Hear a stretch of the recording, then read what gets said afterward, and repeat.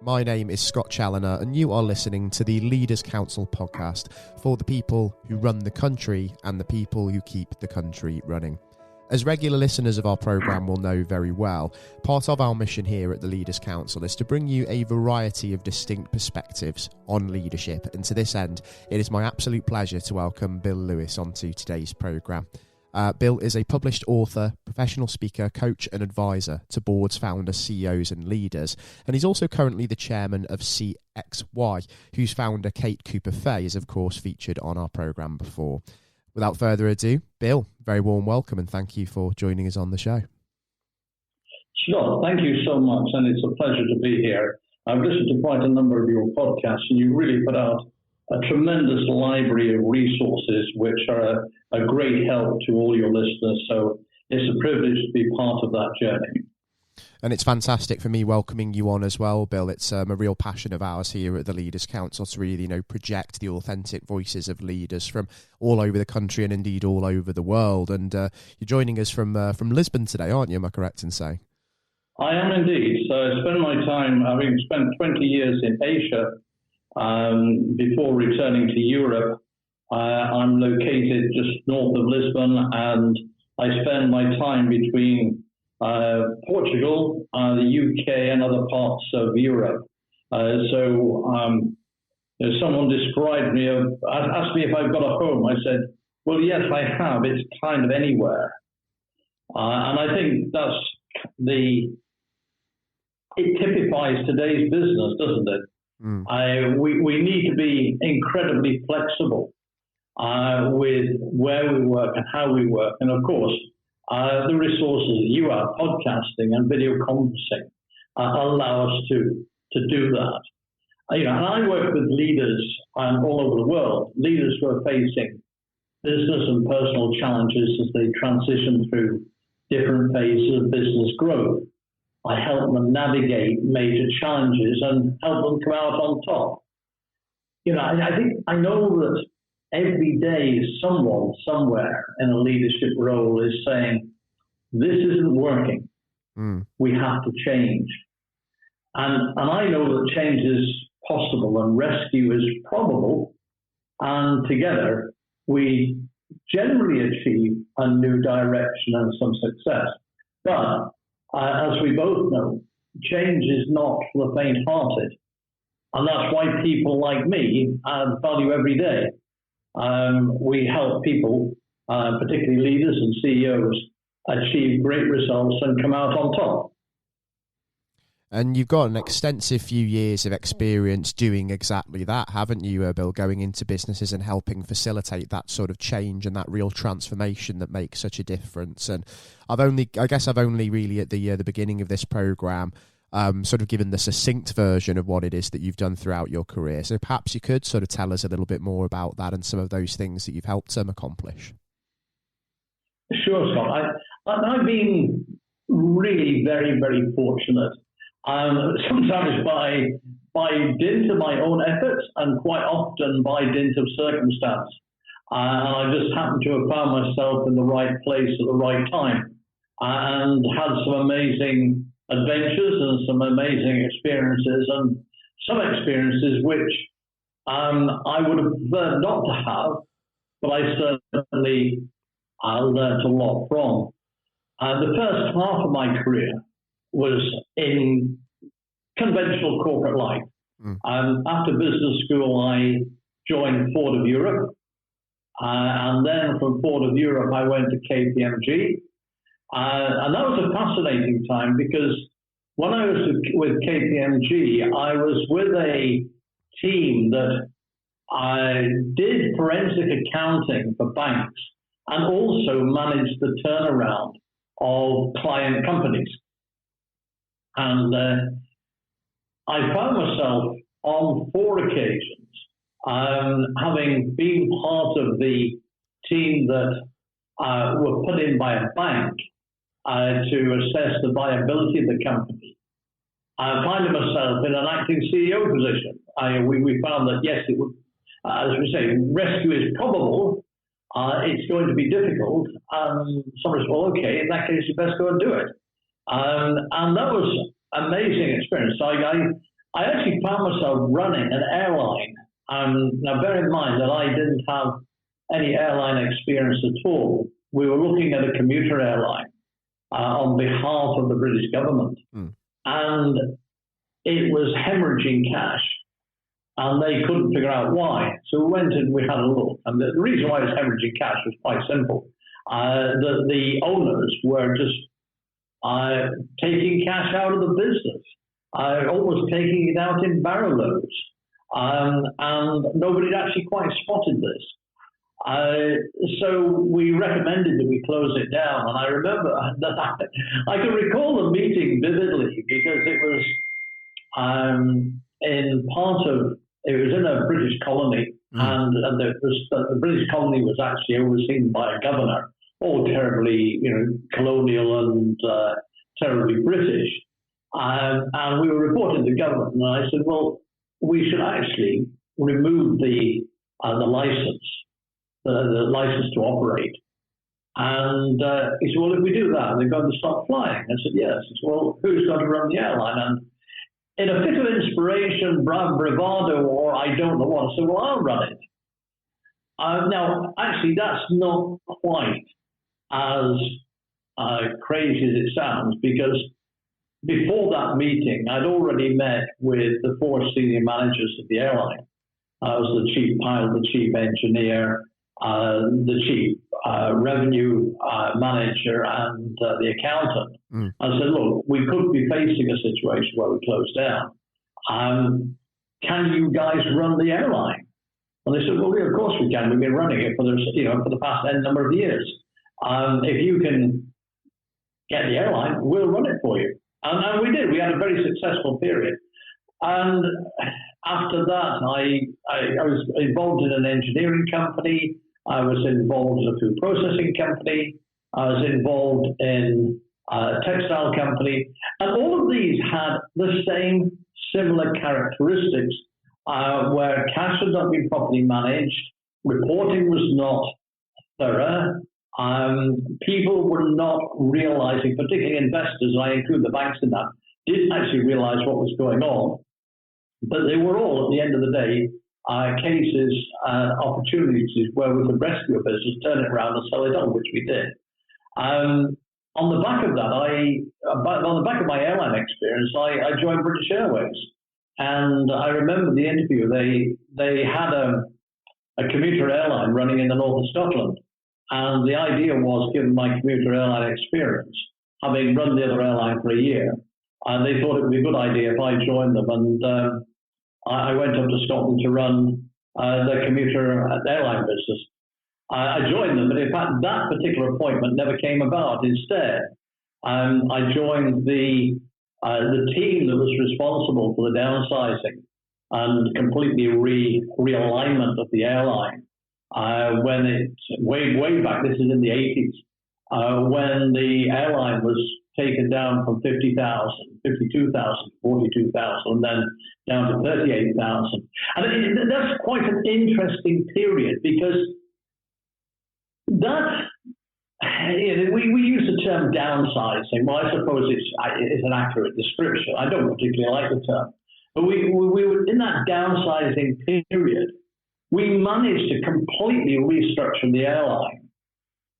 And we had one significant but short strike of London Heathrow ground staff in the whole of the period of about, I think the downsizing program lasted for about 3.5 years.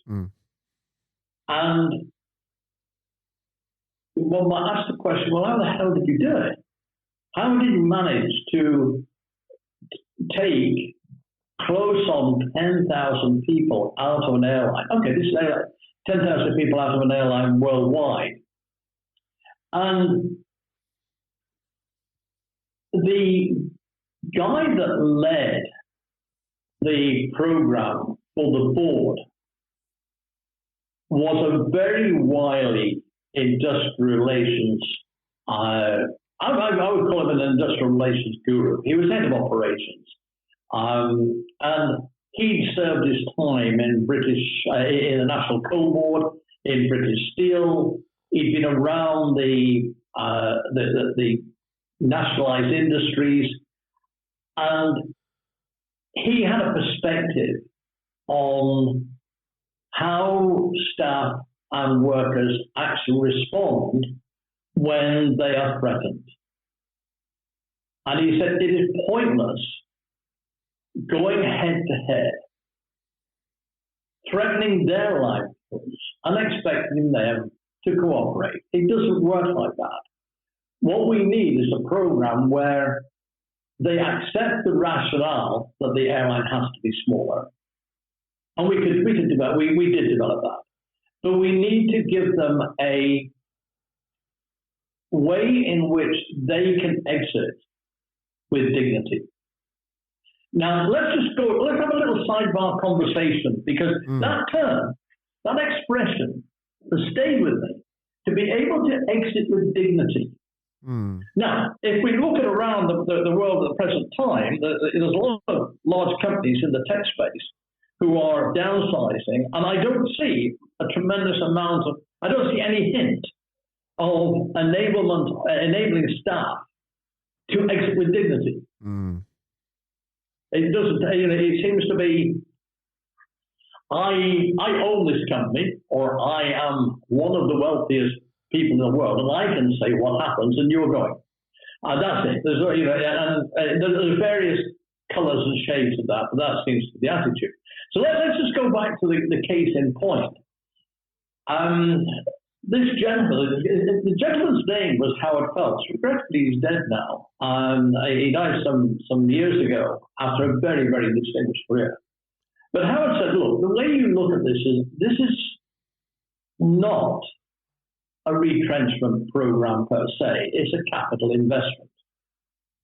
Because if we pay out in various forms of settlement to allow people to leave the business with dignity, and then we remove that cost from the airline, then that produces a positive cash flow over the longer period.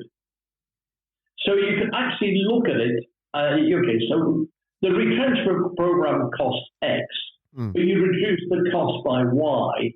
You look at that as an investment case, and the investment case made a lot of sense, even though when we made offers to different groups of people, they were very, very generous. You would leave with N number of months of salary for Y number of years of service.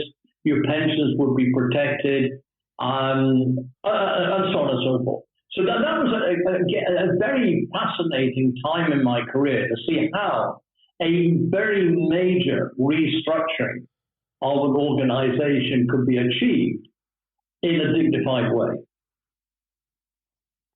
Then I left. I went off to Harvard Business School for a period. And then when I returned to the UK, I took some time out and I ran a charity. I started a charity, founded and ran a charity, which was focused on helping young people, 18 to 23. And that was a truly amazing and humbling experience. We brought in young people from backgrounds which sometimes really made our eyebrows rise. They came from really challenging backgrounds, and somewhere along the line, opportunity had passed them by completely. And the mantra that we had is when they joined us, we don't care where you've been, and we don't care what you've done, and we don't care what the backstory is. If you want to share it, that's fine. But we're looking forward. We want to help you reorientate your life, change your life. And we put together a program of about 1 year. People generally stay with us for about eight months to a year. And it was a mixture of outdoor work, outdoor projects, doing work for charities, helping people, raising some money for themselves through to contribute back into the charity, and to help them with counselling and where could they fit going forward. Now, I ran it for 5 years, and in the 5 years we put 500 young people through, and our statistics were that just short of 90% of the 500 people that we put through went into work, further education, or some gainful activity, which was a fundamental change from where they were when they joined us. And that was a wonderful, wonderful, and humiliating in many ways experience to just see where people came from and where they got to. And it's my personal pride that even to this day, I've got a small number of the first year's group that I was very actively involved with, who are still in touch with it. After all of these years. I went back into corporate life after that, and then I started my career as an entrepreneur. That was my learning period on how to. It was like my period where I created a catalogue of mistakes, which was very extensive, and when I look back, quite ridiculous. Because I made all the fundamental mistakes. I had three businesses in succession, and I came out at the end. I didn't make any money. I didn't lose a lot, but I didn't make a lot either. And I did all the classics. I wrote a business plan for a 100-page business plan for a business that existed in my mind only. It didn't exist in real life and never did. It was completely divorced from reality. And I thought selling was kind of directing sales staff to go out and meet the customer and go and sell, when I wasn't prepared to get off my butt and go and do the same. So I wasn't talking to customers. I was moderately aware of cash flow, but not as aware of cash flow I should have been.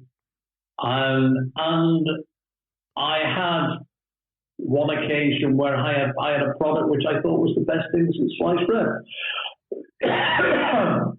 It was the answer to everybody's need. Unfortunately, it wasn't. I thought that, but nobody else did. So this was quite a fascinating period.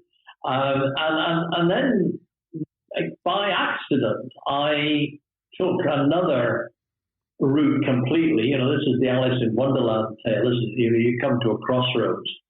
And I was at a crossroads then. And it's almost like I met the Cheshire Cat. And I asked the Cheshire Cat, which way should I go? And the cat said to me, well, it doesn't matter, Bill, because you're not sure where you want to get to. So it doesn't matter which road you take. And I've always had a fascination with technology. And in fact, going back to the British Airways period, I run a very large department, operations department in BA, and invested a tremendous amount of money in revamping operational systems and creating operational systems where they didn't exist before. So I fully understood the benefit of levering technology for business improvement. And a friend of mine was involved in a tech company implementing SAP. This was the back end of the 90s, rather around the 90s, early 2000s. And SAP was in vogue, so was Oracle and Palm and big enterprise systems like that. And he said, look, you've had experience of lots of different aspects of business. We want somebody who can come in. We're just a load of techies. We want somebody to come in who can help us build a program management practice, a transformation practice, which was actually a fascinating challenge. which I did, and I did with great success. We built the practice in the UK, and then I took it to the US. We opened an office in the US. I and three other guys who were with me, four guys who were with me. We built a consulting practice in the US, which after 2 years had 50 consultants and a very, very good revenue stream. We were profitable almost from day one. Which actually, I mentioned, as though in passing, I went with another four people. That actually needs significant amplification. In that case, in the case of the charity, in case of British Airways, in case of the airline that I ran, all of those successes were achieved not by me. They were achieved by the teams that I was able to assemble. And I was fortunate that I was able to assemble a teams of amazing people who knew far more than I did. Far more than I did. The adage of surround yourself with good people is vitally true. If you have a team of people, if in their individual specialisms, they are not significantly better than you can ever be, then you shouldn't have employed them. Quite straightforward, isn't it? That even when you're starting out and even when you're established in a business sense, you should surround yourself with people who are better than you, as you say, and can complement the work that you're doing with the skill sets that you might not necessarily be good at. And I suppose what's also quite important, no matter what the life cycle of the business concerned is as well, is to make sure that whoever you bring on board also aligns with the culture that you're trying to implement. You can't overstate just how important that is, can you? No, you can't. Let me just fast forward and we went from America, and then I'll return to culture, because where I'm going next is really vitally important in terms of cultural immersion. So I went from the US to Asia, and I took over an ailing part of our business that was based out of Singapore and Malaysia, and turned that around, which was good. That was, again, as a result of a terrific team that I had working with me. But it was culturally very, very challenging. A very, very different mindset. And the thing was, it wasn't just a singular mindset, because I was based in Singapore and headquartered in Singapore, but we were doing work in Indonesia, Malaysia, Thailand, Singapore, and we did a little bit of work in Taiwan, and also I started making inroads into China. Now, all of those countries are, from the outside observer, it's Asia, isn't it? But no, it isn't. It isn't Asia. It's fundamentally different. All of the countries have their own cultural values, their own cultural norms, and they're not necessarily transferable. There might be some similarities, but they're always transferable. And there is a challenge when you are a business that is in a Western economy with the variety of cultures that exist in the Western, the broad Western economy. And here I'm talking about Europe, the UK, North America. And you think that your mindset is transferable, but then you find yourself in Asia, or you find yourself in one of the Asian countries. Forgetting the challenge of language for a second, the cultural differences and the way in which people respond, they think, their aspirations, their objectives, can be fundamentally different to yours. The way that they react to you is a way which you may not be familiar with. And I was somewhat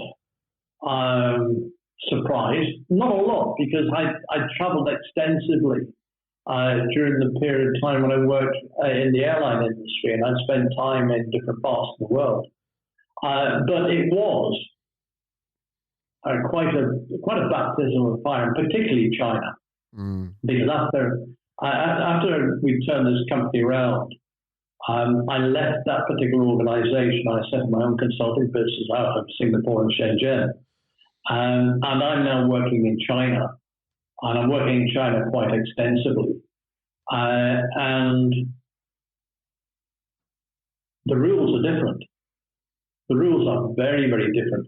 The rules are different in Asia, but when you land in Singapore, Singapore is pretty well regulated.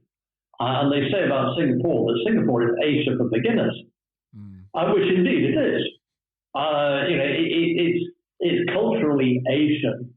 It's culturally a melting pot of different parts of Asia, but it's got a regulatory system which was inherited. It was adopted, it was adapted, and then it was kind of, in a way, improved for that locale, from the British. But then you step outside Singapore, you step outside of this country, which is Asia for beginners. You go to Malaysia, you go to Thailand, or you go to Indonesia, you go to China, and you're really in Asia. And that was really, really both a wonderful experience but a challenging experience, because things didn't happen in the way you expected them to. And things which you expect, people said they would do something and you expected them to do, but it was never done. We could spend the whole afternoon talking about this, because there's, some of the stories you would raise eyebrows, to say the least, where commitments are made and but never delivered, or promises around the development of product is written down on paper, it's written in contracts, but then the product never actually meets the specification that you thought you'd actually agreed to, because the supplier didn't really want to spend the money that they should have spent, and so it goes on, and so it goes on.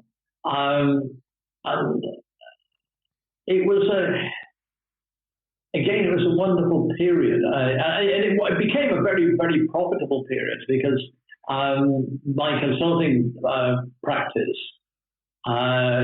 did some amazingly good work for companies, surprisingly, in Asia, but not for Asian companies, because we were doing work for international companies. And then we took on a very big $40 million transformation program in Abu Dhabi, which we delivered spectacularly well. I'm going to say it because I'm going to bang the drum on this, because if I don't, nobody else will. We delivered it spectacularly well. It was a massive transformation program. It was the implementation of a full Oracle ERP suite in the largest aircraft maintenance company in the world, privately owned aircraft company in the world. We built 2 new data centers. We built a document management system from scratch in a regulated environment. And all this was achieved in 2 years. Whereas Oracle told us that other clients who were taking the same platform were estimating they would take 3 to 4 years to implement, and we did it in 2. Now, again, I'm using the term "we" very, very advisedly here, because the condition that my condition of taking the job on was that I had a free rein in who I engaged, who I used, who came on board as the top raft of team leaders. And I was allowed to do that. And I got the best team in the whole world. They're an amazing team of people. And they did it. They did it. And I think one of the things which allowed us to achieve such an outstanding performance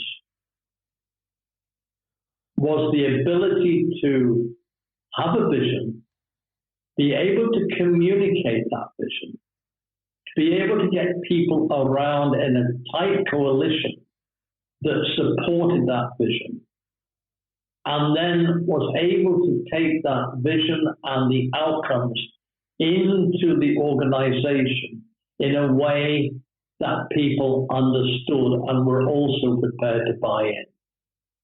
And that's a fundamental 20 transformation program. And I remember the graphic that we used to describe our journey that we were embarking on. I put up a picture of a car, and it was a 1953 Ford Popular car, UK car, which any listener of any elder years who are listening would know what it is, a Ford Popular. But it was a post-war car. And then I said, this is what we have today to manage this multi-million-dollar business. And it's broken. But this is what we're going to have. And the image I put up next was the latest, brightest, shiniest, fastest, most expensive BMW. And immediately people got it. Mm. And that was the image. That was the image that stuck around the program and around the company. And it was a talking point, but it was a bit of a joke, because you walk down the corridor and somebody would come up and say, "Hey, Bill, has it been delivered yet? Has what been delivered? The BMW?" No, but it's on its way. It's due next February. And so, again, it was about having the right team, having a vision, having the ability to gather people around that vision, to communicate it, and then to take it through the organization, to motivate people, and a lot of hard work. But it was a magnificent project. And then I repeated the process in terms of some elements, because I came back to Singapore, and that my consulting business actually, I decided to come out on a high. And I took some time out, and I had a yacht in Singapore, which sounds all terribly grand.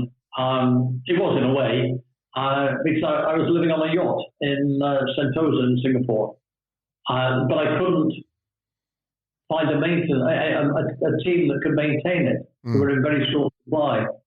So I created my own maintenance company, marine services company. And that again, it was a case of finding a small group of people who understood what I wanted to do, who had the technical ability, and the networks and the contacts, and we built a business from nothing. And it was again, that was very successful. I sold it on after 2 years, and then I went back to tech. And in the tech business,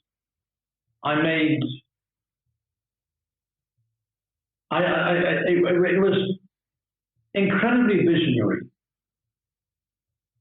because it was before Zoom, but we were building Zoom, because I could see the future of video conferencing at a consumer level, rather than at the big Cisco,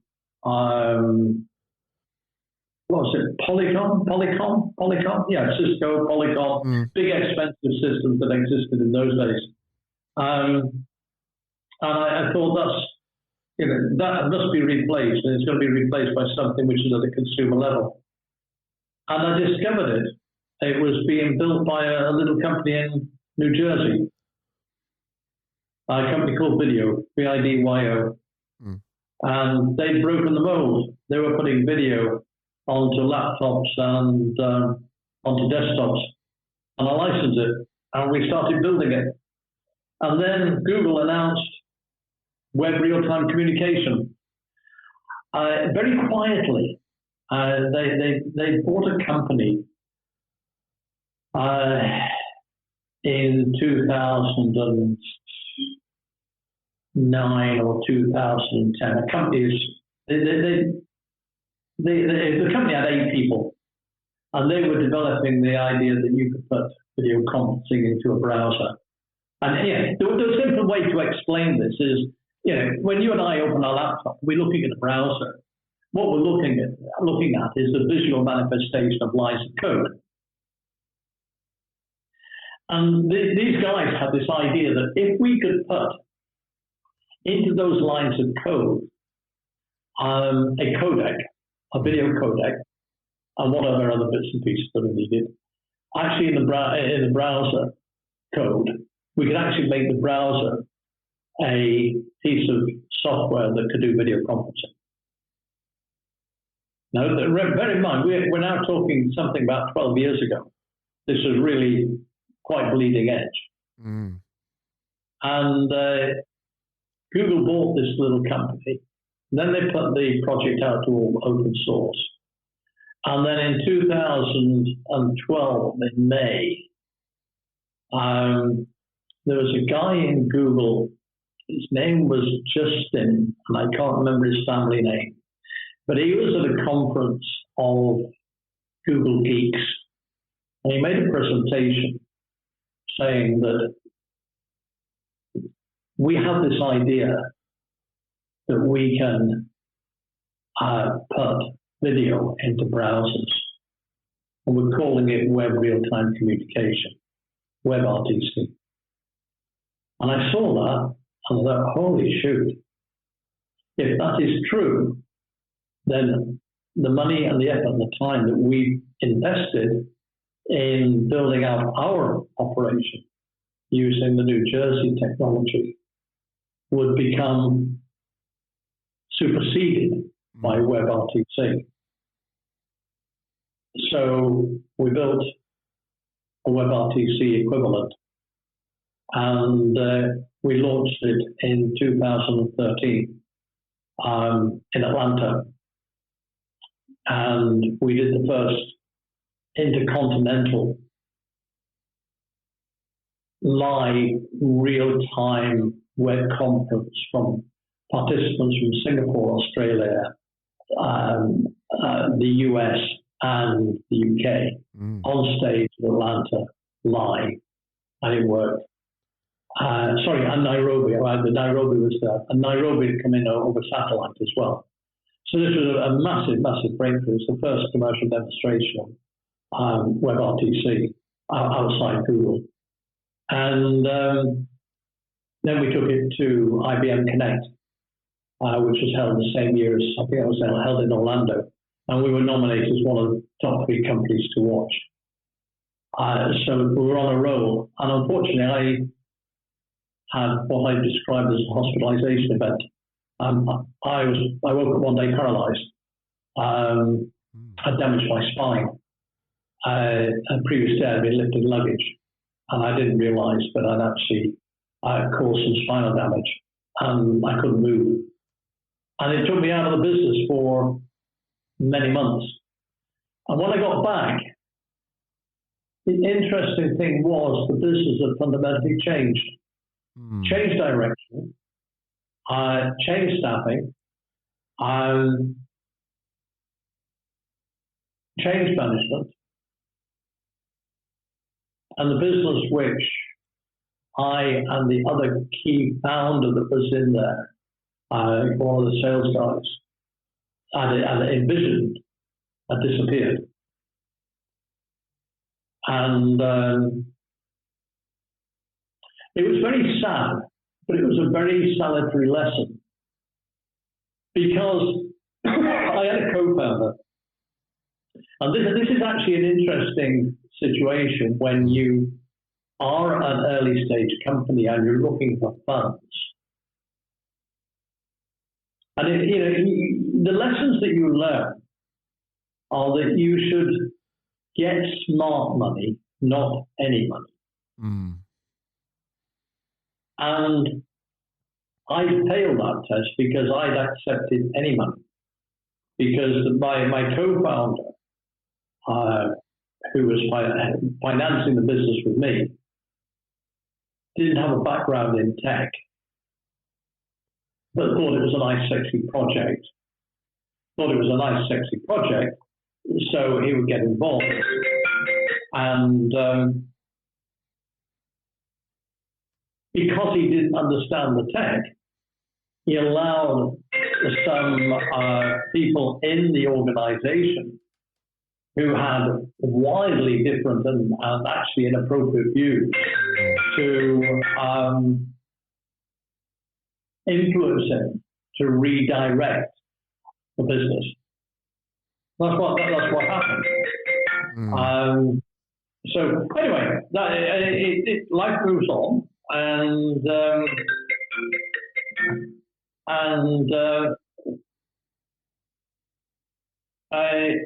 I left the company, I left the organization. I did one or two other things for a period of time, and then I started to write. I wrote my first book in 2017. That was a story about an entrepreneur, surprisingly. It's called Midas and 1,000 Cows. You can find it on Amazon, and it's got some terrific reviews. I don't think I can actually retire from the royalties. It's not exactly been a volume seller, but the neat thing about it is that everybody has bought it and everybody that's read it has gone, this is fabulous. Every entrepreneur should read this. There's so many lessons in here. Midas has had an amazing journey. He's confronted all kinds of things at a personal level and at a business level. And it's just oozing with lessons for entrepreneurs. So there we go, Midas and 1,000 Cows. And, that was the start of my career as an author. I've done 2 other books since, but not quite in the same vein, because Midas is kind of a novel, but it's a novel that is grounded in the real world and real world experience. And then I did another couple of books, one on it's both short, but one is 120 questions that VCs will ask if you're going to raise money. And basically, those 120 questions will provide anyone with the architecture of their investment case. And learn what to anticipate when they go outside for funds. And then the other book was 100 Mistakes of a Startup CEO. And of course, I've got a wry smile here because as I wrote the book and did the research and assembled some of the information, I put it together. I'm writing, I'm reading, and go, I remember that. Yeah, that's definitely something. That is definitely a mistake that startup CEOs make. I remember that. And that one. Both of these 2 books are actually available from me from my website. Anybody that contacts me via my website, which is being rebranded now, which was the final part of the story actually, which with a lot of encouragement from some very good friends and people that know me and know what I can do. And suggest that I did a kind of a rebranding and realignment of my own career. And so, look, you should be advising other people going through the growth journey.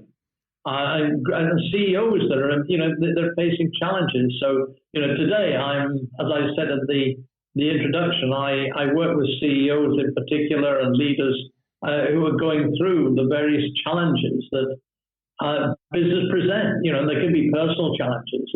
Like why am I doing it? Why am I doing this? Why am I in this business? What is my personal why? And what is the corporate why? Are they compatible? What's my objective? And will what I'm doing today take me to my personal goals and my family goals?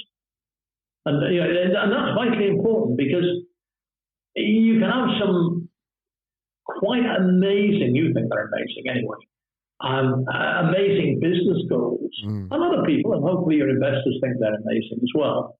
But then you have to ask yourself the question is, do these business goals actually align with my family goals and my personal goals in the near term, medium term, and longer term? Or am I going to wake up one day and find that I've pursued the business goal at the expense of my family or my family goal? And maybe in extremis, you wake up and then you find that you haven't got a family. And that's tragic. So there's some very fundamental questions, and then, and when you start off, you're a CEO and you're chasing your business. At some point in time, you have to figure out how you develop and transition and optimize your role as a founder and CEO. And you become a growth CEO and you become a mature business CEO. And maybe I should bring a new CEO in. If so, when? I was having this conversation with a client 2 weeks ago, very, very successful founder CEO. But he still finds himself working in the business instead of on it, on the business. He still finds himself working excessive hours. I'd say they are successful. But he said, I'm not enjoying it anymore. Because it was fun when I was starting the business and building and growing and teaching. But it's not fun anymore. Because it's not what I want to do. And he'd already arrived at the conclusion. But he probably wanted to sound me out on it. He wanted to bounce it off me. And he said, I think I need to bring a new CEO in. Well, he'd answered his own question. And, he needed to move from being a CEO in the business to a CEO working on the business, and then hand over to a new CEO who would grow and expand. At the same time, he needed to address questions of his board. He started off this business and he assembled a board, which might have been appropriate at the outset, but I would call them a friendly board. There were people who he thought would contribute to helping him think through what he wanted to do. It would be a co-founder himself, a couple of other people that he knew, and he'd say, will you come and join my board? And he was okay at the beginning, but the board was rather not one that was suitable for a growth business or going forward. And I think this is one of the challenges that founder CEOs face, is a realization that somebody told me I needed boards, so I created a board of directors. But then it wakes up and says, well, actually, this board of directors is not adding any value. In fact, it's actually detracting from value, because there's all kinds of political maneuvering inside the board, and people are not contributing, but they want reward. And they find themselves having to undo decisions which they took in good faith, maybe some years before. And I've come across that on several occasions where I've been working with a CEO, and we've had to quietly step back and go, well, look, this board is not supporting you. It's actually more of a hindrance than it's actually of a help. But at the same time, you have to keep your shareholders happy. Does the shareholders, are they represented on the board? And are their representative contributing and suitable for the future? So you've got this balancing act of aligning shareholders' interests and now stakeholder interests, and now even more so with ESG, wider interests. How do you balance those with the needs of today and tomorrow? And this is the kind of work I do with CEOs, and I do with clients who are board members. And in my role as a chair, I'm just in negotiation with a company now to take over the chair position of a company that's transiting from being a very exciting early stage company, startup, well, it's gone past startup, early stage, into quite a rapidly growing company. And we have to look and say, well, look, what's the board composition? What's the cap table look like? Because the cap table was kind of appropriate at the beginning, but some mistakes were made, so we have to kind of unravel those. And very soon we're going to have to go out and raise funds. So one of the interesting things in raising funds is that I was going to say I'm amazed, but I'm not really amazed, because I've been there myself before in my various iterations of being a founder. And very few founders understand the funding journey. Very few understand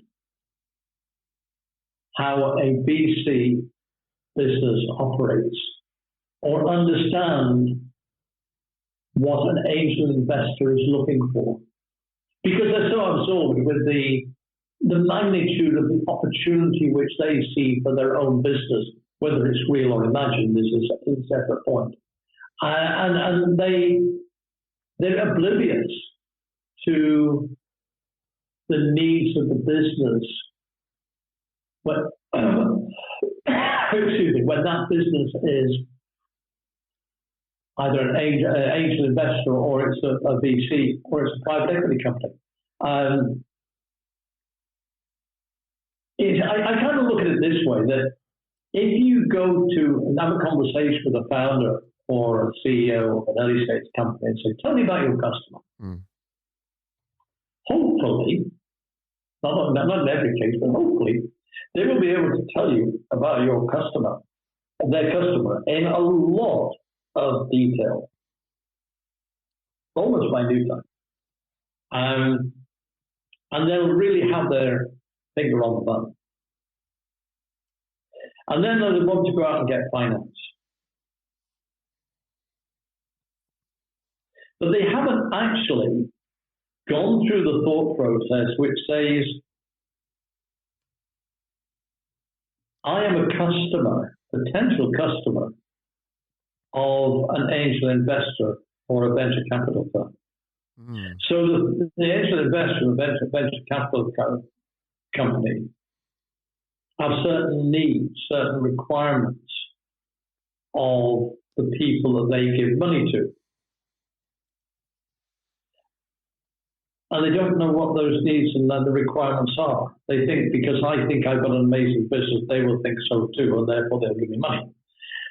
And I think that it's incumbent, I don't think, I know, it's incumbent on the founder, CEO, or the early stage company, or even the later stage company that's going out and looking for capital, investment capital, to really understand what the investor is looking for.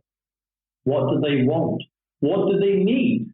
The venture capital model is, if you research it, it's very well articulated. Venture capital model is that a venture capital firm takes in significant tranches of money from private investors or institutional investors on the promise that they will return back to those people above average returns. So therefore, they've now got a pot of money which they now have to deploy in a way that will give above average returns to their investors or their limited partners. So they're going to go out into the marketplace and look for companies that will give stellar returns. They're not interested in companies that might give average returns. They're not interested in the slow and steady, because the slow and steady doesn't fit the VC model. They're looking for the next Airbnb. They're looking for the next Facebook. They're looking for the next massive growth company that's going to become a unicorn in next to no time. Because they need those companies to provide those stellar returns, because their placement of investments is a very high risk business. They might put out investments into 50 companies, and out of the 50 companies, one becomes a superstar. 5 make pretty decent returns. Another 20 or so make average returns, and the rest are all lemons. They don't make anything. And when you kind of average that out, you think, well, you've ended up with quite a not terribly spectacular return. You've met the above average, but if all your companies have been unicorns, then wow, you would be really spectacular. But of course, all the companies they chose never became unicorns. And sometimes, and I've spoken to people that I know well in the VC world about this, and I always think, how well do you do your due diligence? And some of them go, well, not as well as we should sometimes. And that's why, one of the things that I do, and also CXE does, the company that I'm involved with, is we help VCs and investors do due diligence. But due diligence is being done not by accountants and number crunchers, but they're being done by people who have actually run businesses. And who can go in, and you know yourself, Scott, is that you sometimes you go into a business and the numbers, you look at the numbers and you think, that's more than reasonable, they can achieve that. And they say all the right things, but it doesn't pass the sniff test. There's a gut feel about this. It doesn't feel right, does it? You're there, you're talking to this company that the VC or the angel wants to invest in, or the bank wants to invest in, and you go, I wouldn't put money in this. Don't ask me why. I don't know. There's something that's not right here. And this takes me all the way back to the beginning of our story, when I was involved with KPMG, and I was in their forensic accounting department. We were looking at turnarounds, and I was ending up as a CEO of companies that required rescue, and change was necessary, and rescue was probable, and new alignment was achieved if we could make it. And I think that there's a lot of these a lot of VCs need to have a kind of a supplement to their resource base, where they're able to point at somebody like me and say, look, go and have a chat with these guys. We think it's a great case, or we think could be a great case, or we think it may be a great case, but that's what we think. And quite often we unearth things which you mentioned Kate Cooper-Fay from CXC, my colleague, and she often uses the term, we discover the uncommon truth. You know, it's something which is hidden in full sight. Well, that brings us up to today.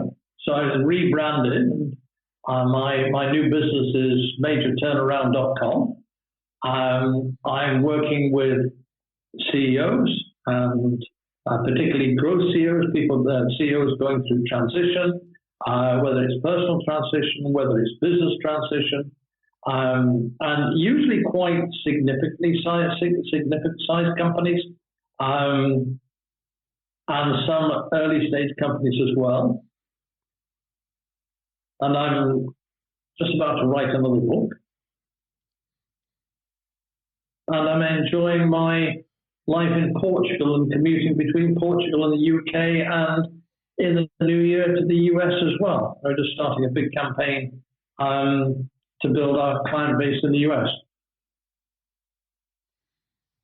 So there's some fantastic ambitions, let's say, on the horizon for yourself, Bill, and it's been fantastic welcoming you onto the show to talk about your journey and how some of the lessons from that are so very relevant to the CEOs of today as well. We've talked about the importance of the why, the importance of understanding the funding journey, and also the challenges around scaling up too quickly and what you need to be aware of on that side of things, and also the culture clashes that can come about as a result of that. And you've experienced it. You know, you sort of exited the business from sort of that period of ill health that you had, and because there was sort of that little mismatch there, the business completely changed in your absence. And these are all key lessons and real food for thought for anybody that may be tuning into this podcast today. And just for any listeners as well, I would certainly urge you to go and check out Bill's rebranded website, majorturnaround.com, I think you said it was, Bill, and also the books that he's written as well. Yeah.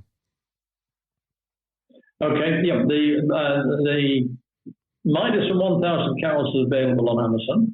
If you go on majorturnaround.com, and you can contact me through there, or you can contact me at bill.lewis@majorturnaround.com, and ask me for copies for the 120 questions that a VC will ask, or 100 mistakes of a founder CEO, and any of the other publications. I've got a wonderful publication on a business canvas, which is a piece of strategic work, which helps you think through how to structure a business in a way that you can build an unassailable case for any investor, or an unassailable case for the new direction of your business. So, Scott, I really appreciate you inviting me and giving me the opportunity to talk with you today. And I hope that our listeners found it interesting and they got some value from it. And if any of them would like to reach out and contact me, they can do it directly or through yourself. Absolutely right. And I would like to reiterate what Bill said there. I do hope that everybody thoroughly did enjoy hearing from him. And if you did want to reach out via ourselves, the Leaders Council, you're able to do that via leaderscouncil.co.uk/contact-us. Anything, of course, directed to Bill will pass on to him. And if you have been listening in and you are a business leader yourself and you feel you have your own perspective on this or any other topical matter or issue that may be relevant to bring to the discussion table, you can apply to be on the programme yourselves, just to remind you, and come and sit down with me on the show. And your port of call for that would be leaderscouncil.co.uk/apply. And just for yourself, Bill, with everything that's on the horizon for you, including the release of your new book as well, I think it would be fantastic to maybe catch up in future and even have you back on the show just to see how things are going and maybe talk about some of the lessons that one can find in that piece of work too. Scott, it would be a pleasure. And next time round, I can tell you about another startup which we've got in the stocks, where we should be releasing our MPV in January, I think. But that was a completely different story and for another time. Absolutely right, and I'm sure we'll certainly have another time to go through that. And thanks again, Bill, for taking the time to join us today. It's been so pleasure. Very enlightening for myself as well as the listeners. And by all means, do take care, and I'm looking forward to speaking in future. Thank you very much indeed, Scott. And to all of our listeners, as usual, I've been your host, Scott Challoner, on today's episode of the Leaders Council podcast. And until next time, when we'll be back with a whole new perspective on leadership, please do take care all, and goodbye.